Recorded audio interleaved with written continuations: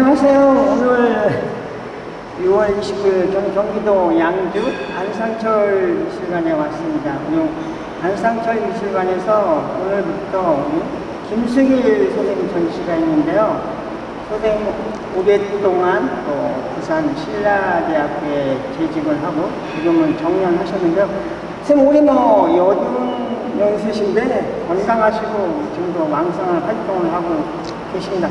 선생님 이번 전시가 몇 번째 개인전? 네, 네, 반갑습니다. 제 전시, 총 전시는 한 30번 된 것 같은데 너무 조그만 거, 이런 거 빼가지고, 네. 어디 27로 낸 것 같은데 그게 별로 의미가 없는 것 같습니다. 네. 왜 그러냐면은 그 조그만 데서 소품 몇 개 가지고 한 것도 힐수에 들어가고요. 네. 또 부산 시립미술관에서 한 150평 되는 데서도 초대받아 했는데 그런 건 또 개인전이 아니니까 그런 건 빠지고 해서. 네. 예, 그지만 이번에는 특히 우리, 좋아했던 은사님, 네. 안상철 선생님 미술관에서 전시하니까 감회가 새롭고 너무 그냥 생각도 많이 나고 옛 일도 생각나고 해서, 좀 가슴이 사무칩니다, 선생님 생각에. 네, 저도 이 안상철 미술관에 몇 번을 와봤는데요. 네. 전에 김철호 관장이 있었을 때도 왔었고, 이제 바뀐 이제 안 관장이 항상 처음 왔는데, 아까 이제 거기에서 보니까 그 저수지 연못가에 네. 둘레길도 만들어 놓고, 이 주변에 어떤 경관? 네. 그게 굉장히 잘 조성이 돼가지고, 또는 뭐 마치 또 비도 오고 그래가지고, 여러 가지 운치가 있는 이런 곳에서 선생님의 작품을 이렇게 또 활짝 펼쳐서 보여주니까 굉장히 좋은 전시가 이렇게 이루어진 것 같습니다. 네, 옛날 선생님이 조그만 그 작업실이 있었거든요. 그때 같이 이제 동기들하고 몇 번 왔었습니다. 네. 선생님은 원래 전원 생활을 좋아하시고 여길 너무 좋아하셨어요. 그러니까 이제 돌아가신 후에 그 아드님이 네. 건축 설계를 하시니까 이렇게 집을 잘 지어서 미술관 만들어 너무 좋죠, 우리 제자들은. 네. 네, 선생님 이번 전시 주제가 시공의 변주인데요. 선생님 작품은 항상 보아 오면 굉장히 좀 모더니즘하고 어떤 공간에 대한 이런 것들이 굉장히 기하학적으로 이루어졌는데, 선생님 이렇게 작품이 지금까지 어떤 변해왔던 과정이라든지 이런 과정이 있을 것 같은데요. 네. 좀 설명 좀 해주시죠. 네, 학부 때는 저기 안상철 선생님한테 풍경을 주로 배웠고요. 네. 권영우 선생님한테 인물, 또 병관식 선생님한테 산수를 배웠는데, 네. 이제 졸업 후에 이제 각기 모두 헤어졌죠. 그래서 안 선생님이 이제 각지 있는 사람들을 모아가지고 그 현대화해라고 동양화 그룹인데 그때 입체를 좀 저기 강조하셨습니다. 그래서 저도 이제 그때는 우리 그 일상생활에서 쓰다가 버려진 물건 있잖아요. 거기에 저는 이제 다른 사람들은 여러 가지 이제 여기 대바구니라든가 노끈이라든가 또 쇠붙이 여러 가지 많이 했는데 장판지 이런 것도 네. 하고, 저는 그 고철에 관심이 있어가지고 낡은 쇠에도 오래되면은 네. 독특한 질감이 있거든요. 고유의 색을 가지고 독특한 질감이 있어서 그런 것을 이제 화면에다가 붙이고 이렇게 색도 칠하고 해가지고 고라는 그 작품 명제를 붙이고 그런 걸 했습니다. 근데 그런 걸 하다 보니까 너무 대작하기도 힘들 뿐더러 그걸 보관하는 데 문제가 있어요. 액자를 해놓으면은 밑에 이제 녹이 또 떨어지고, 그래서 이건 안 되겠다 해서 저는 이제 평면으로 좀 전환을 했다 할까 그렇습니다. 그래서 좀 대작을 이제 그 뒤에 하고, 그 후에 이제 점점 변해 와가지고 요새는, 그때는 이제 명제를 작품이라 했는데 요새는 이제 시공의 빛이라 했거든요. 모든 사물이 가지고 있는 시간성, 공간성, 거기에 이제 내 의지와의 자연스러운 만남이랄까, 이래서 화면 자체가 이제 시간성, 공간성을 가지고 있고, 또 빛이 없으면 모든 물체를 볼 수도 없고 하니까, 공간을 차지하는데 빛은 가장 중요하잖아요. 그래서 시공의 빛이라 하고, 또 변주를 더 붙이기도 했습니다.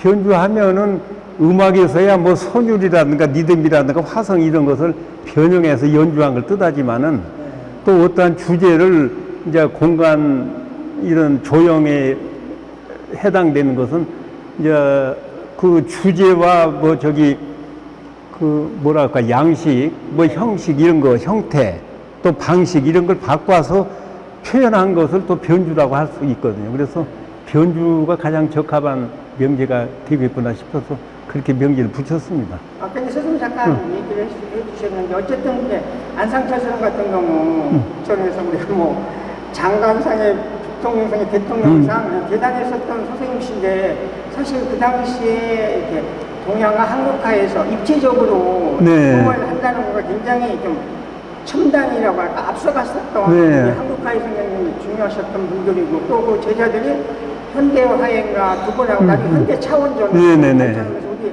한국화의 새로운 그런 거를 모색했던 또 역사적인 이런 경우도 김숙현 선생님이 또 동문으로서 많이 활동했던 거 이런 것들이 이제 미술사에서 또 좀 더 잘 그 역사적인 분들이 잘 정리됐으면 하는 바람도 가지고 있습니다. 그래 정말 안선생님은 시대를 앞서간 작가분이시죠. 그런데 이제 제자분들이 그 선생님 의도라든가 선생님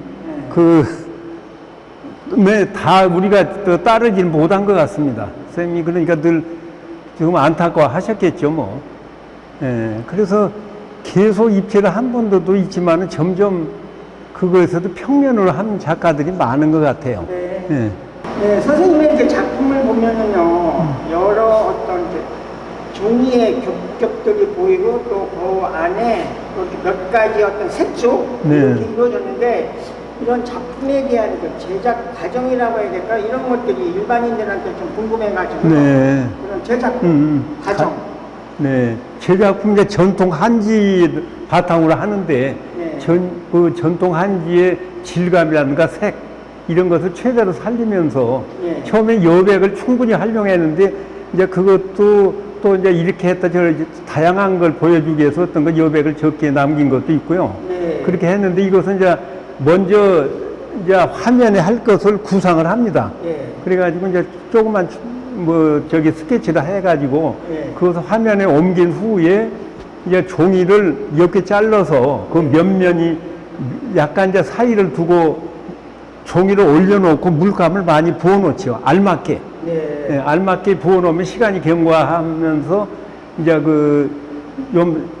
화선지 성리사 번져나가잖아요. 그리고 이제 색깔을 여러 번 합니다. 이제 그거 색의 조화를 이루기 위해서 이제 면면이 다르게 몇 번씩 한 면에 칠하는 것도 있고 처음 옅게 한 것은 뭐 한 번 칠한 대로 그대로 두기도 하고요. 그래서 이제 색깔을 진하게 합니다. 그 이제 배어 나온 것을 2차적으로 그 뒷면에서 이제 그 종이를 오리고 해서 거기서 종이 작업을 한 거죠. 한지 작업을. 요 사이사이에 어떤 상형 그것은 이런 것들이 또 뒷면에서 참 종이를 대기 전에 아교에다가 약간 본드도 섞고 해가지고 고대 상형 문자 귀갑 속을 문을 제가 이제 쓰는 거죠. 그걸로 써가지고 하면은 그것은 배어 나온 걸 막고 다른 데는 배어 나오니까 글씨가 탁본처럼 느껴지기도 하고 글씨 형태가 나타납니다. 그러니까 선생님 한번 보면 항상 원시적이면서도 또 반면에 현대적인 이런 감각들이 살아있는 것이 또 김숙현 선생님의 작품의 가장 큰 특징이 아닌가 생각을 하곤 했습니다.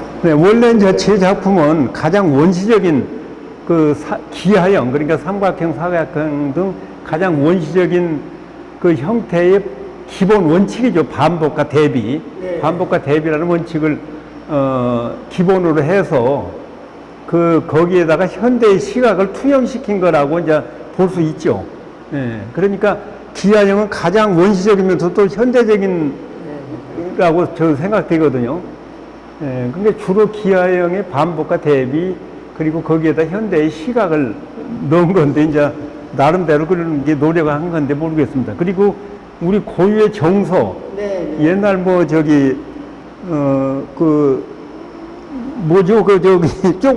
조각천은 붙인 거, 그런 거에서 이제 색감 같은 건 좀 최근에는 좀 옛날은 색감을 많이 절제했는데 현대는 조금 이렇게 좀 컬러풀하게 약간 해가지고 이걸 종이를 진하게 하지 않으면 나중에 배어 나오지가 않거든요. 그래서 뒷면에서 좀 강하게 해가지고 은은하게 배어 나오는 색감 색감은 아무래도 저기 바로 칠한 거하고 배어 나온 거하고 다르기 때문에 배어 나오게 한 겁니다. 그냥 은은한 색감을 이제 만들기 위해서요.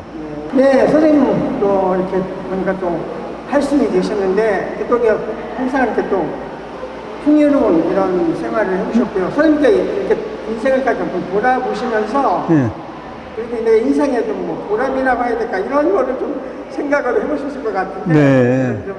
글쎄 인생의 보람이라면 뭐 좀 광범위한 것 같습니다. 가정에서 뭐 가정으로 말하면 집에서 애들에 대한 거 저기 건강하게 잘 사는 것도 보람이라 할 수 있지만 저는 아무래도 물어본 게 뭐 작품에 대한 것 같아서 아직까지 그냥 건강하게 뭐 그래도 작품이라고 하고 있는 거 그 자체가 큰 보람이 될 것 같습니다. 또 제자들 한 40여 년 그 교편 생활을 했으니까 제자들이 잘 된 것도 참 보람이죠 뭐. 그럼 앞으로 어떤 게 또 어떤 과제라고 아니면 어떤 또 계획 뭐 이런 것도 뭐 한마디 좀 해주시죠. 네. 글쎄 그냥 저 2월 달에 대전 그 정명희 미술관에서 시산 정명희 선생님. 예, 거기서 저기 2인전을 한다네요. 그래서 그것도 준비해야 하고 앞으로 이제 대작보다는 그냥 나이도 들고 또 큰 작품 많이 해서 또 보관상 문제도 있고 해서 앞으로는 대작은 좀 지양하고 소품을 많이 하게 되지 않을까 이렇게 생각이 됩니다. 뭐 할 수 있는 한 계속 작품은 해야죠 뭐. 네. 하여튼 이 전시 오늘 시작인데요. 7월 16일까지인가요?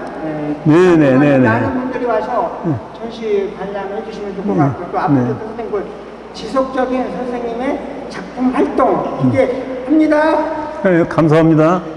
아이고 수고 많으셨습니다.